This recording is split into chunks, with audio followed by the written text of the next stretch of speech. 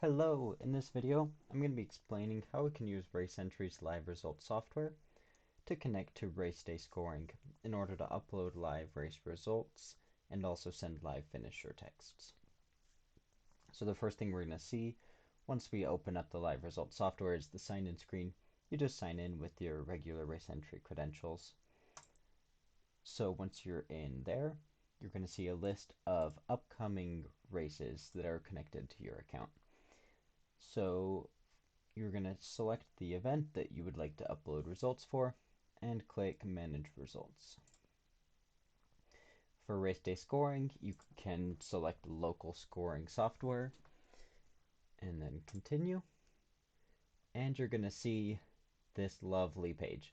So you're going to see some buttons grayed out, this big text box that's empty, and a folder location that you can select. Might seem a little bit overwhelming at first, but if you come into this little help menu, this is where you're going to find lots and lots of very valuable information that will help you get started using the software. And these help menus should answer most of your questions that you have. So if you have any questions after watching this video, then go through and read. For race day scoring, you should probably read using this program, configuring results, CSV format, and race day scoring. The race director, run score, and G and race result are all more specifically geared toward those timing platforms. So first off, let's walk through what each of these sections is. We're going to have our CSV configuration here. So we're going to select a folder that's going to contain only the results for our chosen event. Nothing else, just a folder dedicated to that. And then we're going to see on here, it's going to tell us how many categories have linked CSV files, and then there's the configure results button. So we're going to start actually over here in race day scoring. We're going to get our event set up. I have this mostly set up, but there are a few more things we need to do. So we're going to go into our race, and we're going to see that this event has already started, just so that we can easily demo this software. So I have set up two different scored events. I have the 1 mile and the 5K, and these also correspond to the categories in RaceEntry. So I have those, and I have one stream set up that is coming straight from a file. So whatever timing system you normally use, however you get your results, that anything will be compatible with the live results software. We just need the stream set up properly. And then where we're going to spend most of our time in race day is in the reports page. So what we are going to do is we're going to just start a new report. And we're going to give it a title. It should be a distinct title so that we know exactly which one it is. So we'll just call it live results 5K. And we're going to do a 5K. And we're going to, the first time we set this up, we're going to need to create a new template. Afterwards, it'll be a little bit faster because you'll already have the template there. So we're going to put, again, our scored results. We're going to name the template first, live results template. And then for help on which fields we need to put in there, I'm going to open up the help menu again and come over to race day. So you're going to see this list of all these columns, and these are exactly what we need to put in here. So let's do first name, last name, age, gender, city, state, bib, clock time, chip time, place, age place, and gender place. So again, those just came straight from the help page on here. You will only need to set this up once generally, and then you can customize it as needed. So we're going to go ahead and create that template. And we're going to add an overall section. And we're going to say that actually for our 5K, we have a couple other columns that we want to add. So we're actually going to add, okay, it looks like pace is already in there. Say we have the need for an adjustment time on there. We're going to add that in there specifically for the 5K, and then we're going to save that. So now we can see that we have the live results 5K, and we're going to set up a separate report for each category or each event that is separately timed. So we'll call this our live results 1 mile, and we're going to include the 1 mile. And instead of creating a new template, we can just use the template that we've made just barely. So we select that, and then we have to click overall section to include that. So that looks okay. I'm happy with that, and we're going to save that. So we have the 2 reports set up that we just made, and then after we set it up, we're going to look at the Autosave Settings. So what this is going to do is it's going to automatically push results to someplace. You can, with race day, you can set up a few different ways, but for the live results, what we need is a CSV saved to a file. So we're going to expand the autosave to file section and click plus under CSV. And now here, where with the autosave interval, you can select what works best for your event. If you have a spotty internet connection, you'll probably need to make it a little bit longer. For the demo, we'll just set it to be 5 seconds. And then here we're going to select a file path. So we're going to go to our races folder. We have our test. And then we're going to make a folder that is specifically for live results.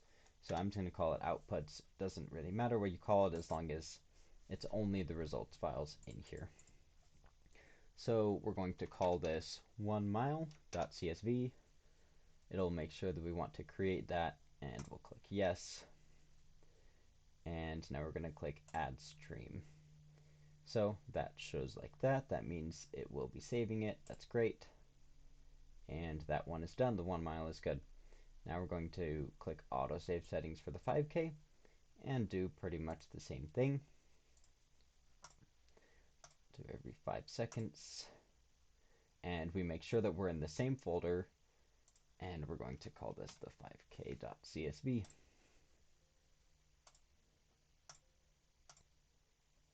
Okay. And then we're going to click Save Settings. Oh. Okay, make sure you click Save Stream before you click Save, otherwise you're going to see an error like this. You must finish editing all autosaves before settings can be saved. You just have to click Save Stream first. Not a big deal there. Okay, so then you click Save Settings, and we should see this green light with autosaves go on. That is exactly what we want.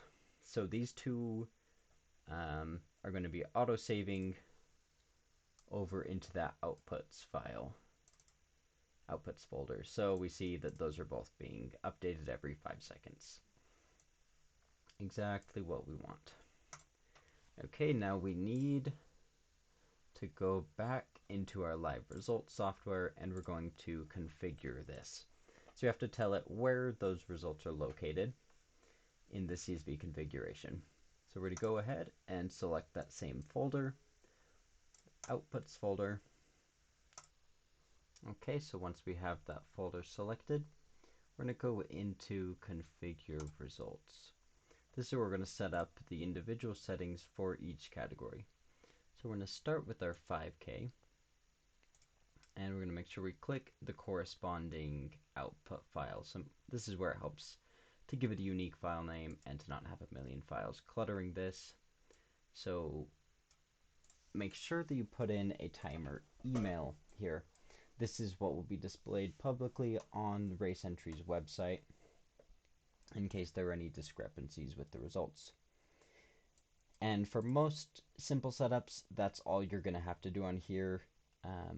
For us though, we're going to add a custom field. So these you can name anything that you want, and you can give it the display name here.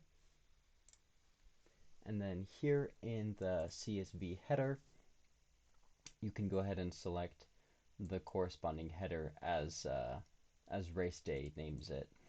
The display name here just allows you to give it a more clear name in case the given name isn't particularly clear. And then you're also going to see here a split time checkbox. Now what this will do is, if the split time box is checked, when a participant's split is updated, they will get a live text sent to them. If this is a field that isn't particularly important, or we don't want to send live updates, then we're just going to leave that unchecked by default. And then also, if we have a pace, we can put that in the pace column, and all the rest we're going to leave blank for our 5K. For the 1 mile, we're going to leave it even simpler. We're just going to select 1 mile and then save it. So once again, just double check, make sure 5K is on the 5K.csv, the 1 mile is on the 1 mile.csv, and both of them have a timer email set up. That all looks great. So now it should say for everyone that 2 of 2 categories have linked CSV files. And I should mention these categories that are listed right here come straight from RaceEntry's website. So if you only have one category, or if you have more, that's straight from RaceEntry. All right, now everything is set up. If we look in our log output, it tells us that there are 2 valid files and there's no other warnings, so it looks like everything is good to go. So the next thing we have to do is start collecting reads once the race starts. So we're going to start, and our event has already started a few hours ago. So once we get some results coming in, we're going to make sure we click Start Uploading. And it'll tell us now that there are no results to upload because race day didn't have any results, and now it looks like the results are starting to pour in. So we can see those, and we see in the log file here it's telling us how many new results or updated results it's finding every few seconds. So that looks like it's all fine and dandy. So if we come back over here, this is the RaceEntry website. I've already pulled up the results for this race, and we're going to see that it looks like they're all going in. We have the adjustment time, and we have the pace, the 2 custom fields that we added.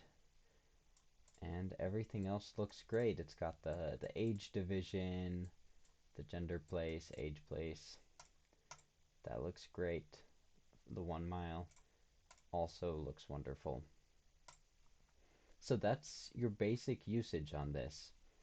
For most of your questions, you can refer to the help file, and if you have any other individual particular questions, you can reach out to RaceEntry's team and they will help you.